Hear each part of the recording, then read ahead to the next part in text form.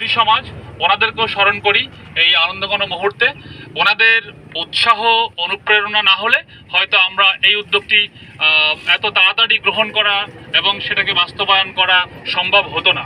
এই জন্য পত্নীতলার সকল জনগণ এবং সর্বস্তরের গণ্যমান্য ব্যক্তিবর্গ, নির্বাচিত জনপ্রতিনিধি, সুধী সমাজ সবাইকে আমাদের পক্ষ থেকে, বিজেপির পক্ষ থেকে, 14 বিজিবির পক্ষ থেকে, পত্নীতলা ব্যাটালিয়নের পক্ষ থেকে কৃতজ্ঞতা এবং আন্তরিক ধন্যবাদ জ্ঞাপন করছি। একই সাথে আমাদের সাংবাদিক ভাইয়েরা যারা অনেক দূর থেকে, নওগাঁ থেকে, জয়পুরহাট থেকে এবং আমাদের এখানে পত্নীতলা থেকে এসে আমাদেরকে উৎসাহ জুগিয়েছেন, আমাদেরকে স্বপ্ন দেখিয়েছেন, আমাদের এই বন্ধুর পথে সহযোগিতা করেছেন, তাদের অবদানটি আমি বিশেষভাবে কৃতজ্ঞতার সাথে স্মরণ করতে চাই। এবং বিশেষ করে আমি নাম নিতে আমি সংকুচিত হচ্ছি না বা কুণ্ঠাবোধ করছি না।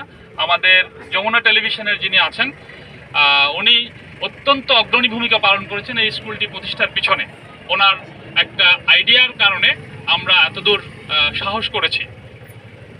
আর বিশেষ করে আরও স্মরণ করছি আমাদের এখানকার যারা ছাত্রছাত্রী আছে, বিশেষ করে ছাত্র সমাজের প্রতিনিধিরা যারা আছেন, ওনারাও আজকের এই অনুষ্ঠানটা করার জন্য বা আজকেই এই কাজটা হতে হবে, আজকেই এই জমির ডিমার্কেশন করে এখানে আমরা একটা শুভ সূচনা করব, এটার পিছনে এই ছাত্র সমাজের একটা বিরাট ভূমিকা আছে।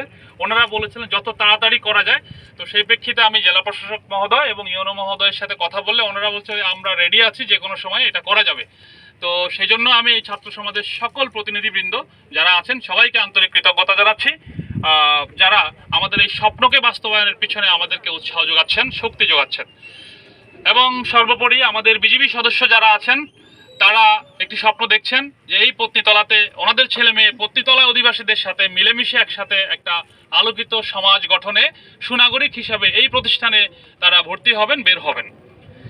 তো সর্বসাকুল্যে আমি সকল স্তরের যাদের কথা উল্লেখ করি নাই তারাও এর মধ্যে সামিল, এবং যাদের কথা উল্লেখ করলাম সবাই মিলে আমরা আশা করছি আমরা একটা স্কুল প্রতিষ্ঠার মধ্য দিয়ে আমরা জ্ঞান ভিত্তিক একটা সমাজ বিনির্মাণ করতে পারবো, যেখানে সুনাগরিক তৈরি হবে এবং এই সুনাগরিক বৃন্দের বসবাস হচ্ছে পত্নীতলা নওগাঁয়। এখান থেকে স্কুলের মধ্য দিয়ে স্বপ্নবাজ তরুণ, স্বপ্নবাজ মানুষ এখান থেকে বের হবে, যারা দেশপ্রেমিক হবে, যারা দেশকে গঠন করবে, দেশকে সামনের দিকে নিয়ে যাবে। এই প্রত্যাশা করছি, এই প্রত্যাশায় সকলের জন্য শুভকামনা করছি। এবং আমাদের যেই স্কুলটি হবে এখানে আপনারা সবাই সহযোগিতা করবেন, দোয়া করবেন।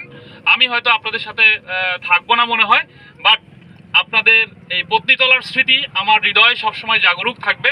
আমি মৃত্যুর একদিন পর্যন্ত এই পত্নীতলা আমার হৃদয়ে ধারণ করতেই হবে। আমার ক্যারিয়ারের সবচেয়ে গোল্ডেন মোমেন্ট, স্বর্ণালী সময়টা আমি এই পত্নীতলাতে কাটালাম বলে আমি ধারণা করি। তো সবাইকে অনেক ধন্যবাদ। আমি জেলা প্রশাসনের পক্ষ থেকে আমি ইউনো মহোদয়কে কিছু বলার জন্য অনুরোধ করব।